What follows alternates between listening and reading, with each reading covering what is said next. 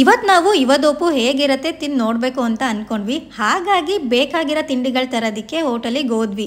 ಹೋಟೆಲಲ್ಲಿ ಬೇಕಾಗಿರೋದನ್ನೆಲ್ಲ ಪಾರ್ಸಲ್ ಹಾಕಿಸ್ಕೊಂಡ್ವಿ. ಏನೆಲ್ಲ ಬೇಕು ಅಂದರೆ ಇಡ್ಲಿ, ವಡಾ, ದೋಸೆ, ಪೂರಿ ಮತ್ತು ಸಾರು ಇಷ್ಟೆಲ್ಲ ಬೇಕಾಗತ್ತೆ ಇವದೋಪು ಮಾಡೋದಕ್ಕೆ. ಇದರ ಎಲ್ಲ ತಿಂಡಿಗಳನ್ನು ಚಿಕ್ಕ ಚಿಕ್ಕದಾಗಿ ಮುರಿದಾಕೊಳ್ಳಿ. ಇವದೋಪು ಅಂದರೆ ನೆನಪಾಗದೆ ದೊಡ್ಡಣ್ಣವ್ರ ಮೂವಿ.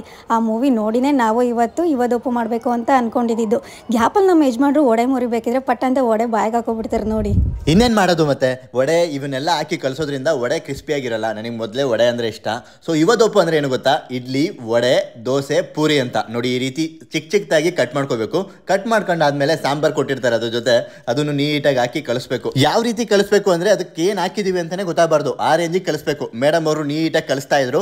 ಸಾಂಬಾರು ಏನೋ ಸಾಕಾಗಲಿಲ್ಲ ಅನ್ಸುತ್ತೆ, ಮತ್ತೆ ತಗೊಬಂದು ಬೇರೆ ಸಾಂಬಾರು ಕೂಡ ಹಾಕಿದ್ರು. ಇದನ್ನು ಹಾಕಾದ್ಮೇಲೆ ನೀಟಾಗಿ ಕಲಿಸ್ಬೇಕು, ಗೊತ್ತೇ ಆಗಬಾರ್ದು ನಿಮಗೆ. ಚೆನ್ನಾಗಿ ಕಲಿಸಾದ್ಮೇಲೆ ಒಗ್ಗರಣೆ ಕೊಡಬೇಕು. ಒಗ್ಗರಣೆಗೆ ಸಾಸಿವೆ, ಕೊತ್ತಂಬರಿ ಮತ್ತು ಈರುಳ್ಳಿ ಹಾಕಿದ್ದೀವಿ ಅಷ್ಟೇ. ಒಗ್ಗರಣೆ ಎಲ್ಲ ಕೊಟ್ಟಾಯಿತು. ನನಗೇನೋ ಇವದೋಪು ಇಷ್ಟ ಆಯಿತು. ನಿಮ್ಗೇನಾದರೂ ಬೇಕಿದ್ರೆ ಹೇಳಿ, ಪಾರ್ಸಲ್ ಕಳಿಸ್ಕೊಡ್ತೀವಿ. ಬರೆಯದ ಪುಸ್ತಕದೊಳಗೆ ಕಾಣದ ಪದಗಳ ಮಿಂಚಿನ ಆಟ, ಅರ್ಥವಾಗದ ಬದುಕಿನೊಳಗೆ ಕಷ್ಟ ಸುಖಗಳ ಕತ್ತಲೆಯ ಓಟ. ಇರುವುದಷ್ಟು ದಿನ ಎಲ್ಲರೊಡನೆ ಪ್ರೀತಿಯಿಂದ ಇರೋಣ. ಸಾವು ಯಾರಿಗೆ ಯಾವಾಗ ಬರುವುದು ಆ ಭಗವಂತನಿಗೆ ಗೊತ್ತು. ಎಲ್ಲರ ಜೀವನ ಖುಷಿಯಾಗಿರಲಿ. ಎಲ್ರಿಗೂ ಒಳ್ಳೆಯದಾಗಲಿ. ಶುಭ ದಿನ.